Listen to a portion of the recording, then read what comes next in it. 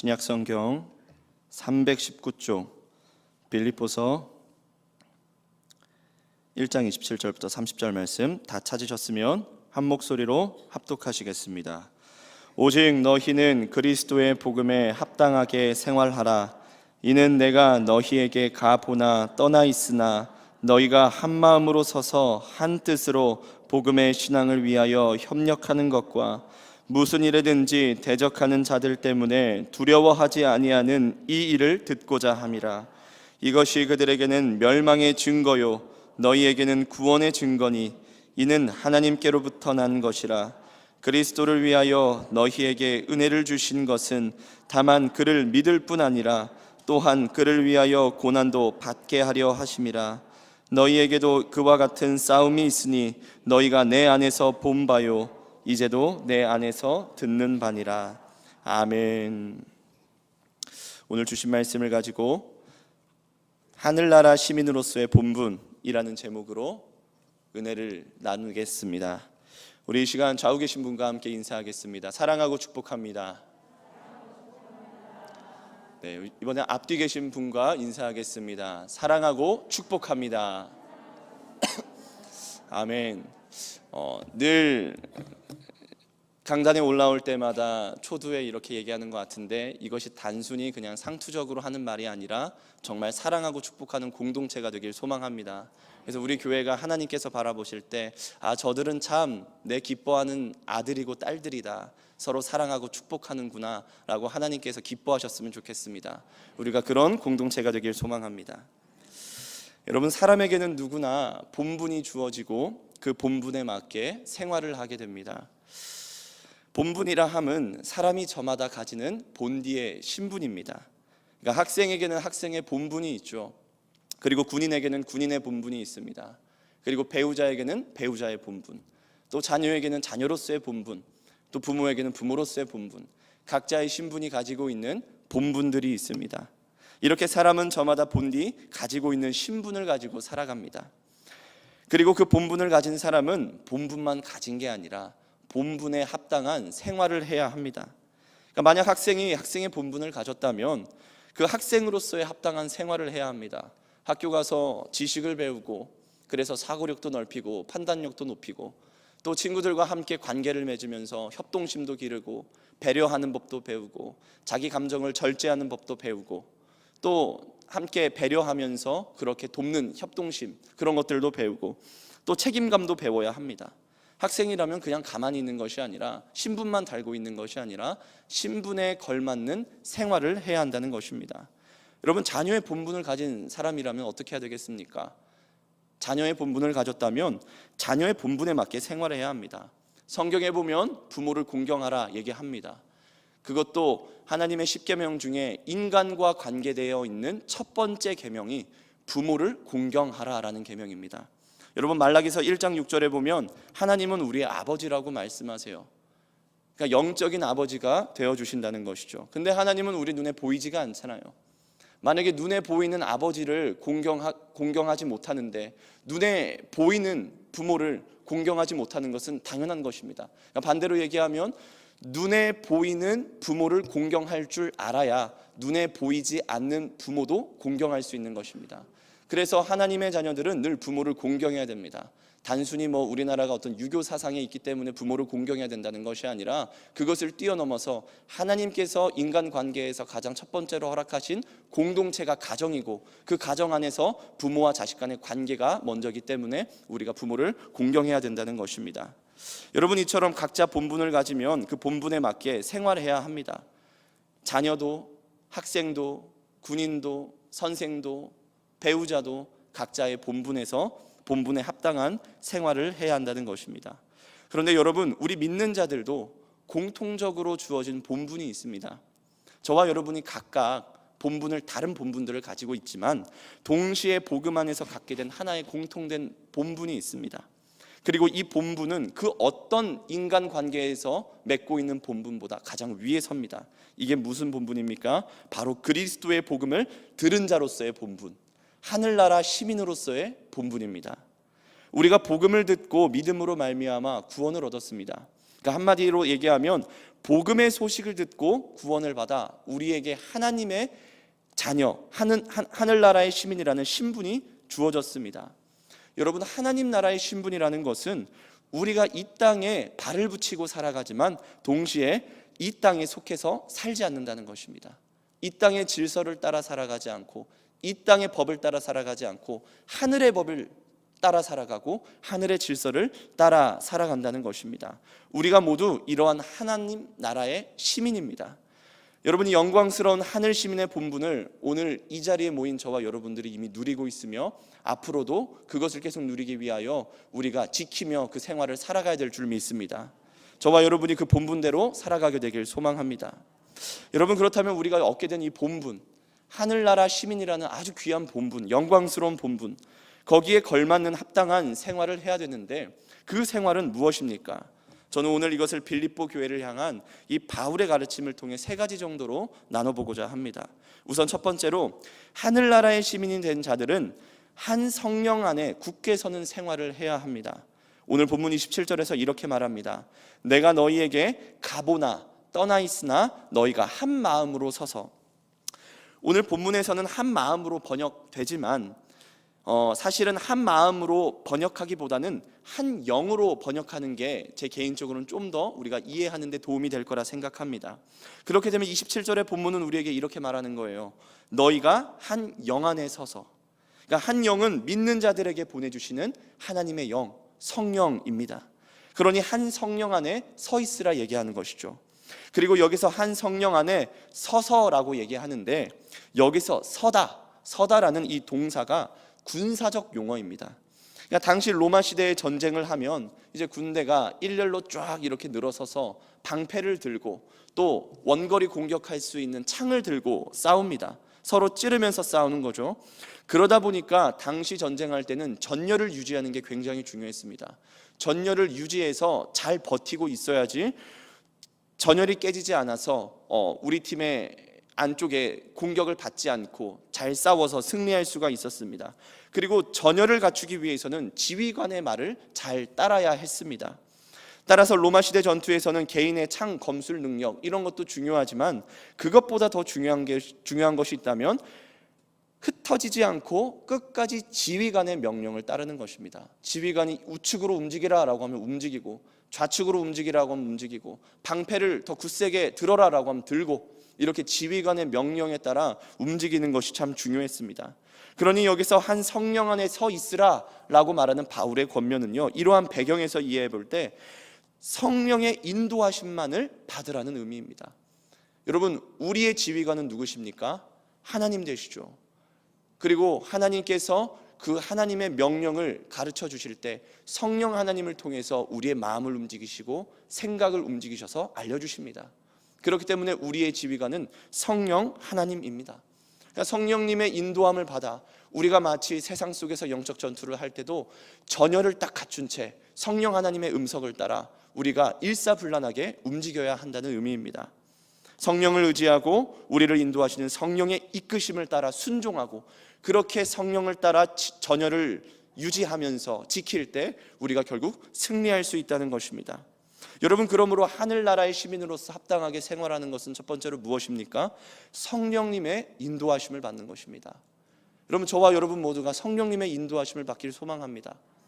우리가 세상 사람 말에 흔들리는 게 아니라 우리가 어떻게 살아가다 보니 주어지는 환경과 상황에 맞게 그냥 순응하며 살아가는 것이 아니라 성령님의 음성에 따라 성령님이 가라 하시면 가고 멈추라 하시면 멈추고, 그것이 좀 세상의 이치에 맞지 않는 것처럼 보여도 그렇게 성령 하나님께 순종하며 살아가는 저와 여러분들이 되길 주님의 이름으로 소망합니다. 여러분, 바울을 보면요, 바울이 1차 전도 여행부터 3차 전도 여행까지 총 3번의 전도 여행을 했는데 바울은 모든 전도 여행 가운데 자신의 생각대로 한 적이 없습니다. 늘 성령님의 인도하심을 따라갔습니다. 우선 첫 번째로 바울이 1차 전도 여행을 계획해서 떠났을 때도 그는 결코 자신이 계획해서 자신의 뜻으로 출발한 것이 아니었습니다. 성령님의 인도하심을 받아 출발했습니다. 그래서 오직 성령에 매여서 성령에 순종했고 성령을 따라갔습니다. 사도행전 13장 4절에 보면 이렇게 말씀합니다. 두 사람이 성령의 보내심을 받아 실루기아에 내려가 거기서 배 타고 구브로에 가서, 지금 이 말씀 구절이 여러분 바울이 첫 번째로 1차 전도 여행을 떠날 때 성령님이 그를 부르셨다라고 하는 내용의 말씀입니다. 여기서 두 사람이라고 하면 바울과 바나바입니다. 바울과 바나바는 1차 전도 여행 때 짝꿍처럼 함께 다니면서 복음을 전했는데, 바울은 자신의 뜻대로 전도 여행을 시작한 것이 아니라 성령님께서 보내시자, 성령님께서 가라 하시자, 그때부터 시작을 했습니다. 그래서 아시아 중남부 지역, 이고니온, 비시디아, 또 루스드라, 구브로와 같은 그런 아시아 중남부 지역을 다니면서 복음을 전했습니다. 그리고 복음이 선포된 지역에는 놀랍게도 하나님의 기적이 일어나서 믿지 않았던 유대인들, 이방인들이 예수님을 구주로 영접하는 놀라운 기적들이 일어나고, 또한 귀신 들린 자들이 있다면 그 안에 있던 귀신이 떠나가고, 또 병든 자가 회복되고, 이러한 기적들이 일어나게 됩니다. 성령 안에 굳게 서 있던 바울로 말미암아 아시아 땅의 선교의 열매가 조금씩 보이기 시작한 것입니다. 교회가 세워지고 성도들이 가정에서 모여서 함께 합심하여 기도하고 주님의 말씀을 묵상하고, 이렇게 열매들이 맺히게 된 것입니다. 그렇게 바울은 1차 전도 여행을 잘 마치고 돌아왔어요. 그래서 재정비를 하고 아시아 교회들을 향해 다시 2차 전도 여행을 시작합니다. 여러분, 1차 전도 여행 때 맛을 봤습니다. 복음을 전했더니 열매가 맺히는 맛을 봤어요. 사람들이 신앙이 자라고 그 그리스도의 교회가 세워져가는 그러한 것을 목격했습니다. 그러니까 바울이 2차 전도 여행을 떠날 때 얼마나 설레는 마음으로 떠났겠어요. 그리고 부푼 꿈을 안고 떠났겠습니까? 내가 아시아 지역을 전체 복음화시키리라, 성령 하나님과 동행하여 전부 복음으로 물들게 하리라, 이런 어떤 마음가짐을 가지고 아마 떠났을 것입니다. 그렇게 큰 꿈과 계획을 가지고 2차 전도 여행을 하는데 자신과의 예상과 다른 상황이 펼쳐집니다. 전도 여행을 열심히 하고 돌아다니다가 아시아 땅 무시아라는 지역에 이르렀을 때 성령님께서 바울에게 더 이상 아시아에서 복음 전하는 것을 허락하지 않으셨습니다. 그리고 그때 바울이 한 가지 환상을 보게 됩니다. 그 환상에서 한 마게도니아 사람이 와서 우리를 도우라, 이쪽으로 건너와서 우리를 좀 도와달라, 이렇게 부르짖는 외침을 듣게 됩니다. 바울이 그 환상을 보고 나서 이것은 성령 하나님의 뜻이다, 내가 건너가서 복음을 전하라는 성령 하나님의 뜻이다. 그래서 바울은 성령님의 인도하심을 받아 또 아시아에서 복음 전하는 자신의 계획을 멈추고 유럽 땅으로 넘어갑니다. 그러니까 바울은 이렇게 성령님의 인도하심을 따라 넘어갔습니다. 그리고 2차 전도 여행을 또 잘 마쳤어요. 그리고 3차 전도 여행을 시작했다가 바울은 결국 자신의 사명이 예루살렘에서 끝마쳐야 된다는 것을 알고 있었습니다. 그리고 성령님께서 알려주셨어요. 바울아, 너는 예루살렘에 가게 되면 큰 결박과 환난이 널 기다리고 있을 것이다. 하지만 바울은 알았습니다. 자신의 사명이 예루살렘까지 가서 복음을 끝내 전해야 된다는 것을 바울은 알고 있었어요. 그래서 바울은 밀레도에 가서 에베소 장로들과 마지막 이제 고별 인사를 합니다. 그러니까 에베소 장로들이 막 울고 불고 막 바울을 말립니다. 당신 거기 가면 죽습니다. 지금 유대인들이 당신 때문에 약이 오를 대로 바짝 올라와 있는데 로마 사람들도 당신이 계속 유럽에서 복음을 전하고 다닌다는 것을 들어서 당신을 잡으려고 하는데 당신 이대로 가면 죽습니다. 가지 마세요. 그렇게 말립니다. 하지만 바울은 자신의 사명이 무엇인지 알고 있었고 또 성령 하나님께서 알려주신 길이 무엇인지 알고 있었기 때문에 자신은 성령의 메인 사람이기 때문에 떠날 수밖에 없다 얘기합니다. 그리고 예루살렘으로 떠납니다. 여러분, 우리가 이 바울의 전도 여정을 통해서 무엇을 볼 수 있냐면 하나님의 사람, 하늘나라의 시민은 성령님 안에서 굳게 서서 성령님의 음성만 따라간다는 것입니다. 여러분, 우리가 세상을 살아갈 때에 주변의 환경을 보면 또 주변 사람들의 말을 들으면 우리의 신앙을 이대로 유지하는 게 맞는가, 우리가 이렇게 하는 게 맞는가라고 고민이 될 때가 있습니다. 하지만 그럴 때일수록 우리가 성령 하나님의 음성을 구하며 성령 하나님의 뜻대로 살아가야 합니다. 성령님이 원하시는 길이라면 세상에 좀 반대를 받아도 걸어갈 수 있는 용기가 필요하고 또 세상에서 내가 좀 손해를 보고 유익을 얻지 못한다고 할지라도 참고 인내할 수 있는 것이 필요합니다. 여러분, 저와 여러분 모두가 성령 하나님의 인도하심을 받는 그러한 하늘 시민이 되길 소망합니다. 그래서 늘 성령님의 뜻대로 살아가게 되길 소망합니다. 여러분, 그리고 두 번째로 하늘나라 시민 된 자들이 어떤 생활을 해야 하느냐? 한 뜻으로 복음의 신앙을 위해 협력하는 생활을 해야 합니다. 오늘 27절에서 이렇게 말씀합니다. 한 뜻으로 복음의 신앙을 위하여 협력하는 것과. 여러분, 우리가 여기서 협력이라는 단어에 주목해야 됩니다. 이 협력이라고 번역된 단어가요, 헬라어로 신 아뜰레오라는 단어인데요, 단어는 무슨 말인지 기억하실 필요가 없고요, 의미가 중요합니다. 같이 운동 경기를 하다. 그러니까 혼자 운동 경기를 하다, 혼자 무엇을 하다가 아니라 같이 운동 경기를 하다. 여러분, 운동 경기에는 두 가지 종류가 있습니다. 하나는 개인전이 있고 하나는 단체전이 있어요. 개인전 같은 경우는 뭐 펜싱 이런 것들이 개인전이겠죠. 사격 이런 것도 개인전일 테고요. 하지만 축구 그리고 농구 이러한 스포츠들은 단체 스포츠입니다. 즉 단체 스포츠라는 것은 협력하는 것이 절대적으로 필요합니다. 협력 없이는 결코 승리를 가져올 수 없습니다. 그러니까 오늘 바울은 복음의 신앙을 위한 일을 할 때는 혼자 할 게 아니라 같이 해야 된다, 협력해야 한다라고 말을 하고 있는 것입니다. 단체로 하는 운동 경기에서 팀워크가 필수이듯이 그리스도인들도 복음의 신앙을 붙들고 살아갈 때에 팀워크가 중요하다는 것입니다. 여러분, 교회라는 공동체도 마찬가지죠. 교회라는 공동체가 왜 우리 존재합니까? 혼자로서는 신앙생활을 하기가 참 어려워요. 우리가 코로나를 겪어봤지만 혼자 대면 예배 드릴 때 여러분 쉽던가요? 어렵습니다. 처음에는 복장을 갖추고 성경책을 펴고 거룩한 마음, 정결한 마음을 가지고 모니터에 앉아 있을지 모르지만 한 주가 지나고 두 주가 지나면 점차 흐트러지는 나의 모습을 발견할 수가 있습니다. 복장부터가 점점 편해지고, 처음에는 씻고 모니터에 앉았는데 어느 순간은 그냥 좀 늦게 일어나서 머리도 대충 감지 않은 채 나와서 앉아서 예배 드리고. 여러분, 그런 걸 우리가 보지 않았습니까? 혼자 신앙생활하는 게 얼마나 힘든지는 우리는 알고 있습니다. 그런데 교회에서 함께 신앙생활을 하면요, 내가 연약할 때 누군가 나를 붙들어주고, 또 우리가 함께 어려운 이웃이 있다면 내 혼자 힘으로는 도와줄 수가 없는데 함께 힘을 합치면 우리가 도와줄 수도 있습니다. 우리 교회가 선교의 비전을 가지고 또 오랜 시간 동안 그렇게 선교를 해왔습니다. 여러분, 이 가치가 얼마나 중요한 것이냐면요, 복음이라는 것은 나 혼자만 잘 먹고 잘 사는 것이 아니라 결국 거저받은 자가 다른 사람들에게까지 거저받게끔 하는 것입니다. 그러니까 복음의 1차적인 사명은 내가 하나님의 자녀로 거듭나는 것이지만 2차적인 사명으로 들어가면 받은 사명을 그대로 흘려보내는 것입니다. 그러기 위해서는 우리 주변에 하나님을 믿지 않는 사람들이 있다면 그들에게 복음이 전해질 수 있도록 우리가 물질과 시간과 힘과 에너지를 아끼지 않고 쏟아 부어야 됩니다. 그렇게 해서 그 영혼들을 하나님께로 인도하는 것이 우리의 사명이라는 것입니다. 우리가 선교하는 것도 마찬가지죠. 필리핀까지 우리가 직접 물질을 들고 시간을 내서 거기 가서 복음을 전하고 하는 것들은 어렵습니다. 또 방법도 잘 모를 테고요. 그런데 우리가 여기서 함께 기도하고 또 선교 헌금을 걷어서 보내고, 그러니까 이러한 것들이 하나님의 일에 사용됨으로 말미암아 그 땅 가운데 복음을 듣지 못한 사람들이 복음을 듣게 되고, 또 그 땅에 있던 사람들이 복음을 전할 수 있는 전도자로 길러져서 하나님의 일꾼으로 사용되고, 여러분, 그런 일에 우리가 동참하고 있다는 사실을 알게 될 때 우리가 얼마나 기쁨이 또 밀려오고 찾아옵니까? 여러분, 그래서 우리가 선교하는 것은 어떻게 보면 해도 되고 안 해도 되는 것이 아니라 해야만 하는 것입니다.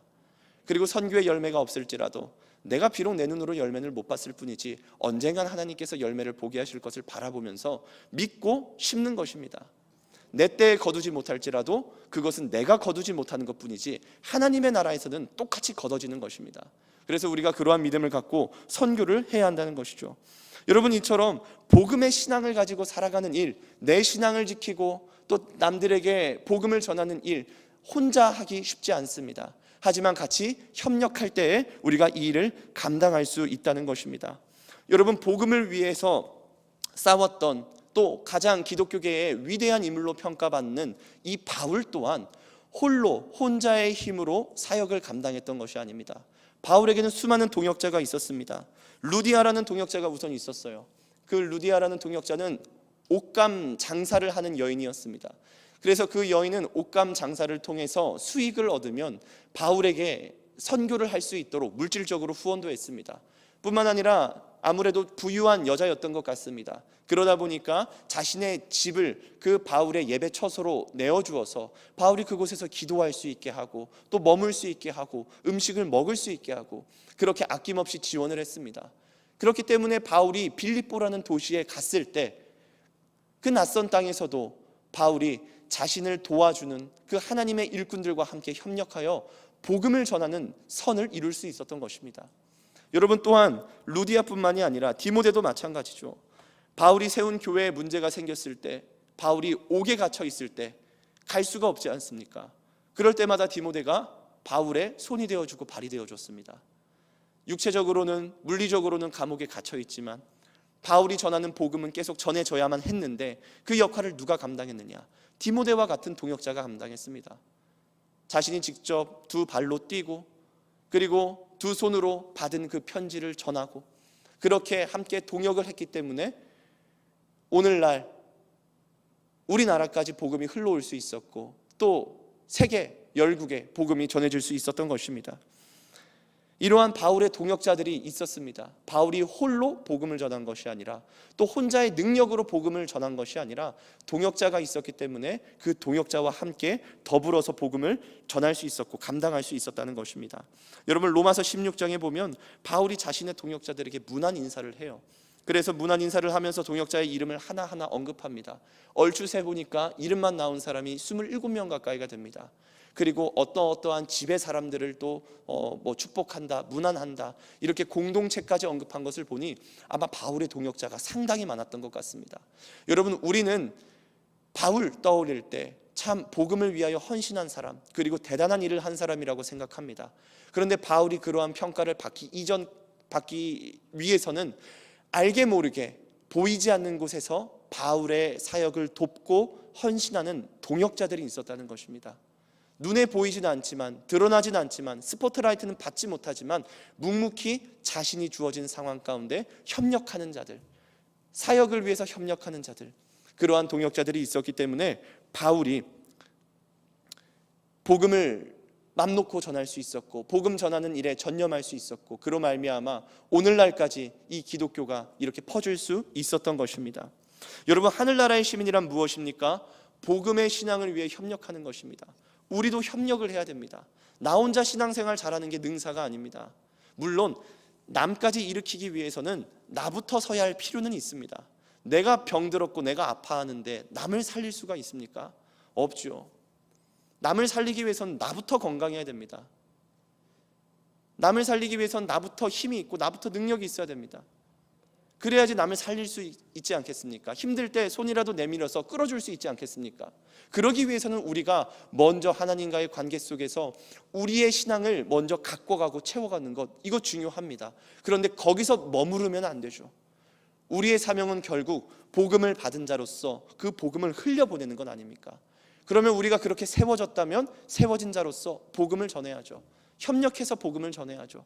내 주변에 쓰러진 지체들이 있다면 일으켜 세워줘야 되고 또 낙심하고 있는 지체들이 있다면 위로를 해줘야 되고 기도를 해줘야 되고 더 나아가서 교회 바깥에 있는 지체들에게도 복음을 전할 때 우리가 함께 내 힘으로만 전하는 것이 아니라 서로 3, 4, 5 모여서 합력해서 힘을 합침으로써 복음을 전하면 그것이 능력이 배가 될 줄 믿습니다. 여러분, 전도서의 말씀에 보면 이런 말씀이 있습니다. 한 사람이면 패하겠거니와 두 사람이면 맞설 수 있나니 세 겹줄은 쉽게 끊어지지 아니하느니라. 여러분, 우리 홀로 할 때는 좀 약할 수 있어요. 근데 둘이 할 때는 덜 약합니다. 그리고 셋이 할 때는 약하지 않습니다.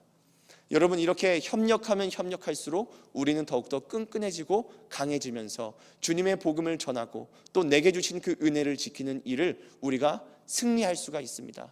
저와 여러분 모두가 항상 이것을 기억하면서 서로 협력하는 자들이 되길 소망합니다.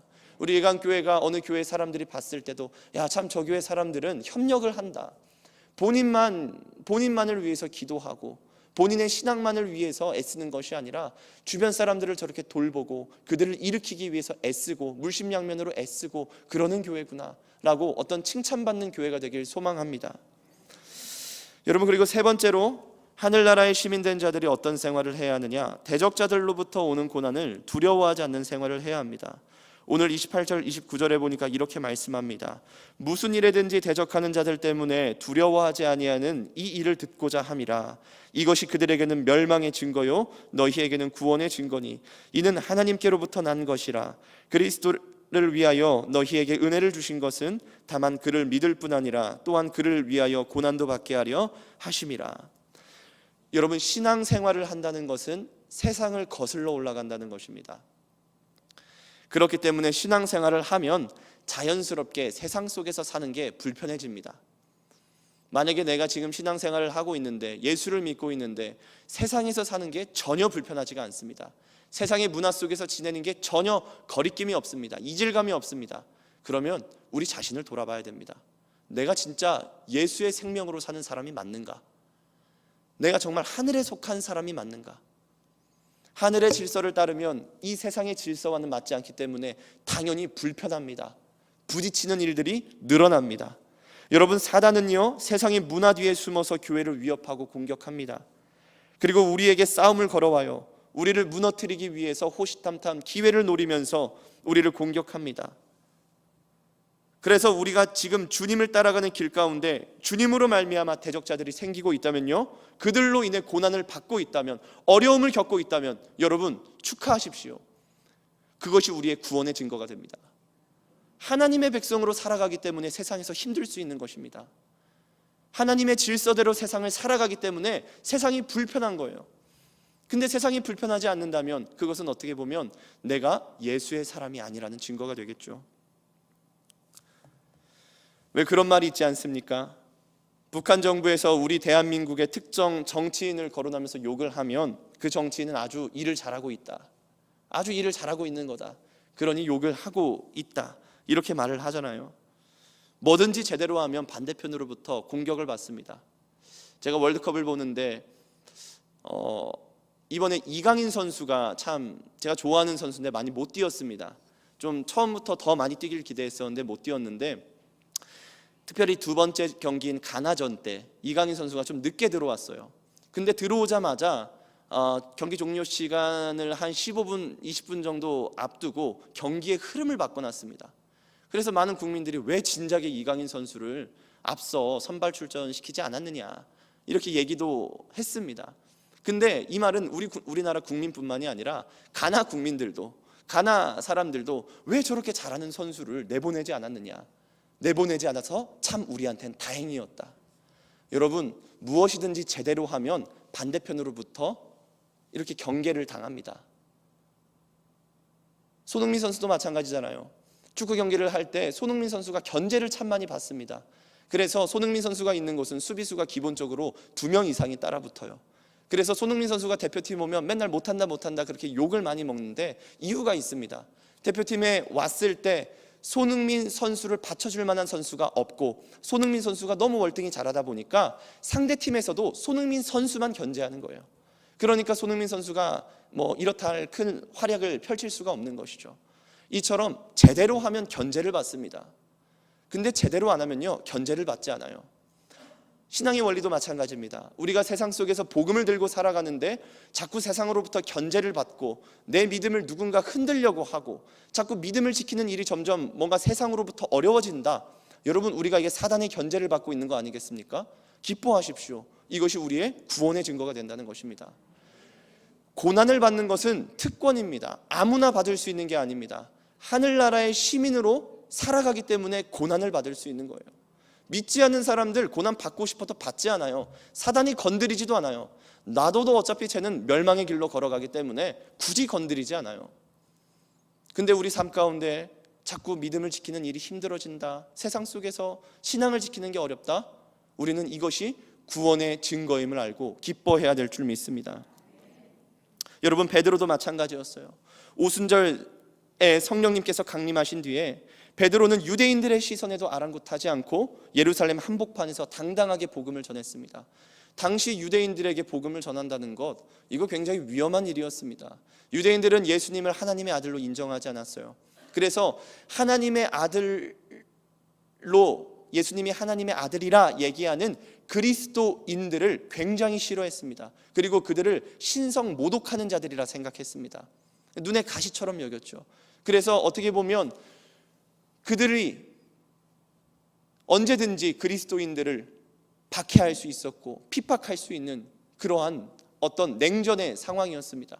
그런데 이런 상황 가운데 오순절의 성령 강림 이후에 베드로가 성령이 충만하여 그 유대인들이 명절에 예루살렘에 수많이 모여 있는데 나가서 담대히 복음을 전하지 않습니까? 그 유명한 오순절 설교를 합니다. 성령을 받은 이후로 성령의 감동하심을 받아 담대하게 복음을 전합니다. 그러자 거기 있던 사람들 중에 무려 예수 그리스도를 믿는 자가 3,000이나 더하였더라. 이러한 말씀으로 사도행전은 그 오순절 설교 이후의 이야기를 설명합니다. 여러분, 베드로가 이러한 용기를 어디서 얻었겠습니까? 하늘나라의 시민이라는 것을 알았으니까 그렇게 복음을 전할 수 있는 것입니다.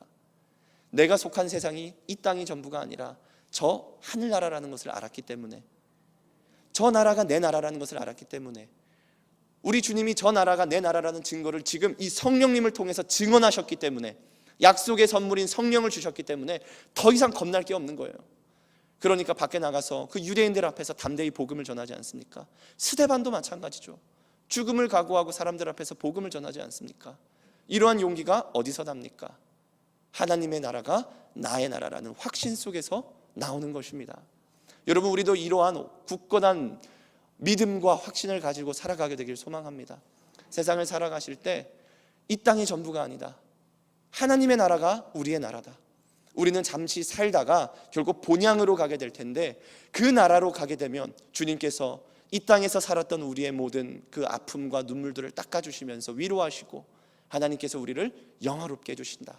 그러니까 이러한 믿음을 가지고 살아가게 되길 소망합니다. 여러분, 말씀을 맺겠습니다. 하늘 시민권자는 하늘 시민으로서 본분을 다하며 살아갑니다. 그 본분에 합당한 생활을 한다는 것이죠. 우리는 바울의 가르침을 통해 오늘 하늘나라의 시민이 어떻게 살아가야 하는가를 세 가지로 살펴보았습니다. 우선 첫 번째로, 한 성령 안에 굳게 서서 살아야 합니다. 성령님의 음성을 따라 성령님이 원하신 대로 나의 뜻과 나의 생각을 주장하지 않고 온전히 성령님께 매여야 한다는 것이죠. 그리고 둘째로, 하늘에 속한 사람은 복음의 신앙을 위해 협력해야 한다는 것입니다. 내 신앙만 중요한 것이 아니라 내 주변에 있는 사람들의 신앙도 세워주기 위해서, 또 내가 받은 복음을 전하기 위해서 우리가 서로 끊임없이 연합하고 협력해야 한다는 것입니다. 그리고 마지막으로, 하늘 시민으로 살아가기 위해서는 대적자들을 두려워할 필요가 없다는 것입니다. 대적자들과 그들로 인한 고난은 오히려 구원의 증거가 되기 때문에 우리가 기뻐할 수 있다는 것이죠. 여러분, 오늘 우리는 하늘나라의 시민으로 살아갑니다. 주님께서 우리를 구원하셨고 하나님의 자녀로 삼아주셨습니다. 저와 여러분이 오늘 살아갈 때 이 하늘나라의 시민이라는 본분을 가지고 살아갑니다. 여러분, 이 본분을 당당하게 또 기쁨으로 여기시고 하나님 앞에서 합당한 생활을 하는 저와 여러분들이 되길 소망합니다. 그래서 우리가 주님 다시 오시는 날 주님의 얼굴을 볼 때 기쁨으로 우리가 주님을 영접하여 그 하늘나라에서 우리가 이 땅에서는 고난받았으나, 이 땅에서는 우리의 눈물이 많았으나 하늘에서는 우리를 위로하시고 우리를 영화롭게 하시는 그 하나님의 품 안에서 우리가 기쁨을 누리며 살아가게 되길 소망합니다. 기도하시겠습니다. 하나님 아버지, 감사합니다.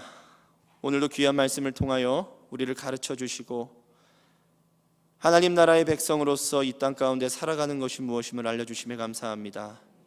아버지, 우리가 늘 성령님 안에 굳게 서서 살아가기를 원합니다. 사람의 말에 휘둘리는 것이 아니라, 환경에 휘둘리는 것이 아니라 성령 하나님께 휘둘리기를 원합니다. 아버지, 이 시간 나의 심령을 온전히 성령 하나님께 맡겨드리오니 통치하시고 다스려 주시옵소서. 또한 우리가 복음의 신앙을 위하여 협력하기를 원합니다. 아버지, 내 옆에 지체들이 있다면 그들을 일으켜주고 용기를 북돋아주고 그들이 더욱더 주님 앞에 바로 설 수 있도록 우리가 협력하게 하시고, 또 복음을 나만 가지고 있는 것이 아니라 교회 밖으로 흘려보내기 위하여 서로 연합하여 선을 이루며 나아갈 수 있도록 인도하여 주시옵소서. 또한 우리가 세상 가운데 살아갈 때 조금도 대적자들을 두려워하지 않기를 원합니다. 아버지, 이미 하늘을 소유했습니다. 주님의 나라를 소유했습니다. 주님의 나라가 이미 우리 마음 가운데 임하였고 시간이 흐르면 이 땅은 썩어질 것이지만 주님의 나라는 영원할 것임을 우리가 믿습니다.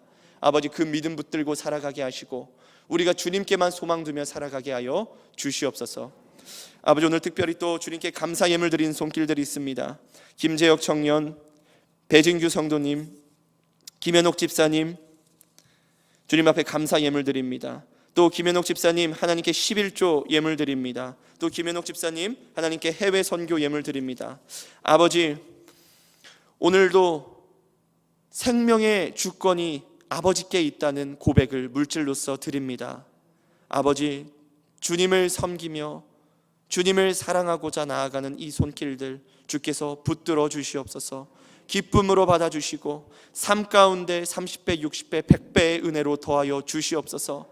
그 은혜는 마르지 않는 은혜가 되게 하여 주시옵고 갈급함이 없는 은혜가 되게 하여 주시옵고 충만히 주님께서 채워주시는 은혜가 되어 온전히 주님과의 관계 가운데 늘 기쁨을 누리며 살아갈 수 있도록 인도하여 주시옵소서.